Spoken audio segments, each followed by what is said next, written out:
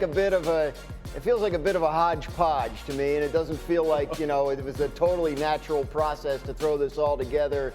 I feel like it could go wrong. Dancing around. Am I being too negative? Dancing around. You're being 100% accurate. This is all being decided by people above the coach's office. Would you like this situation? Oh, I love this. This is so good. Hey, tell me who my coaches are going to be. Oh, I did live that way. Jeff, let's try another one. Jim Harbaugh makes the Chargers instant Super Bowl contenders. Fact or fiction? I'm going fiction here. Listen, I love the hire. They're in salary cap hell. This is going to be a very difficult offseason, what they're going to do, how they're going to put this together. I think 2 years is probably more. I think he improves this football team and does it his way. I think it'll take a little bit longer than immediate Super Bowl contenders in a year. All right, and one more. Hawk, let's go to Pittsburgh. If I said this is Mike Tomlin's final year with the Steelers, fact or fiction? I'm going to have to go with fact here because I think that the Pittsburgh fan base is dissatisfied with the one and done in the playoffs. And I think for Mike Tomlin, he's a little annoyed as well that he has been so consistent for this franchise and this organization, and it feels like that they are not appreciative of what he has brought to the franchise. What's not clear, though, it does seem as though the ownership has remained appreciative, at least as far as we know. Yep. And the Steelers owner, Art Rooney, has become impatient about the direction of the Steelers. Listen to what he said. I think there's an urgency. I think everybody, we've had enough of this. It's time to get some wins. It's time to take these next steps. And so, yeah, I think there's some urgency here for sure.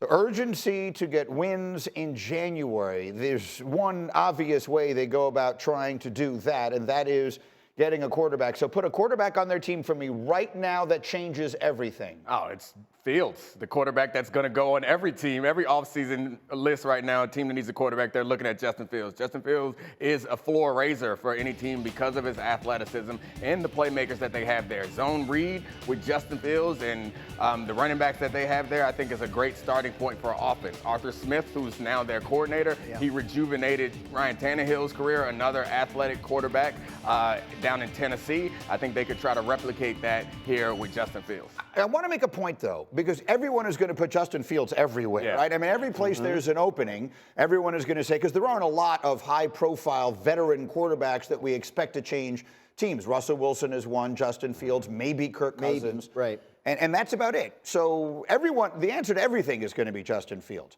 But this morning you said, if you were Justin Fields, where would you want to go? The Atlanta Falcons. Why? Before you go to Pittsburgh.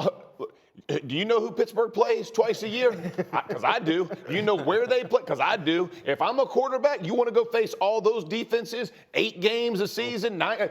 I don't. Hey, I'm good. I'm good to go play in the NFC South indoors. Let's go play a little bit at home. I'm from Atlanta. Everything points to going south. Easier competition all the way around. You do not want to go to the AFC North and get the hell beat out of you for 8 to 9 weeks. And guess what? That's what happens to all their QBs. They all end up getting beat up, banged up. It is the way of life in that, what they call it, black and blue division or whatever they call it. I want no part of it. I want to go where it's pretty. I get to go down to Tampa, play a little bit. I get to go to New Orleans, celebrate there a little bit. I'm going to go have some fun, right? Yeah, Carolina, let them rebuild. Let me get some victories under my belt that way. Hey, listen, I'm not, all this, I want the hardest competition. No, sir. I want to win. I want to win. No, sir. That's what I think when you look at what the Pittsburgh Steelers options are at quarterback, Fields is high on that list. Kirk Cousins is high on that list. But the problem is, like, thinking about a person like Fields, are the Pittsburgh Steelers as an organization going to give up what it takes to get him more than the Atlanta Falcons? Right. I don't think that they are, because that's just not how they do business. Another option, and it's not going to sound sexy, is Ryan Tannehill. We talked about it in the pre-pro show because he has a familiarity with Arthur Smith. Yeah. And listen, he is past his prime. He is 36, 37 years old. But the reality in Pittsburgh is that they really don't need a world beater to take the next step because they've been able to consistently have winning records and cross that mark into the playoffs without any production from the quarterback position. Yeah. Let me say this. Because I like it. I understand he's got familiarity with him.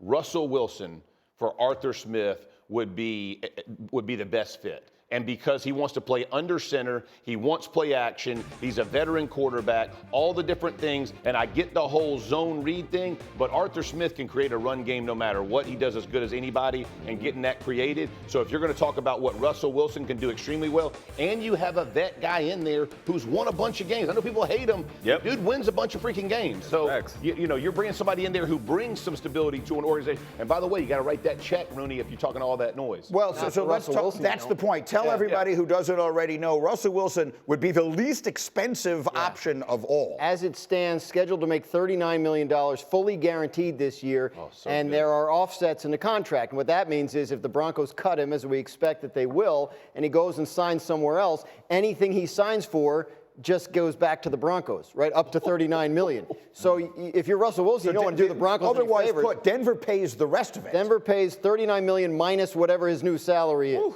So unless he's going to get 40 somewhere, which he's The point is, it's all the same to him to go someplace for $4 million. Doesn't matter to him where he plays. He's not going to make any. I mean, maybe you give him a second year, whatever. You can do that. But the fact of the matter is, you can get Russell Wilson to play for a minimum salary this year. Russell Wilson has a particular personality, and it has been what it has been.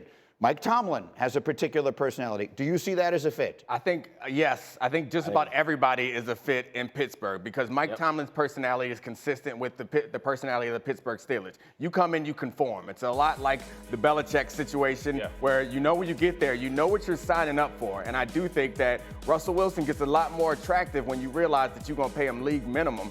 And you don't really have to ask that much of him. He does become a lot more attractive an asset because we talk about building around a cheap quarterback.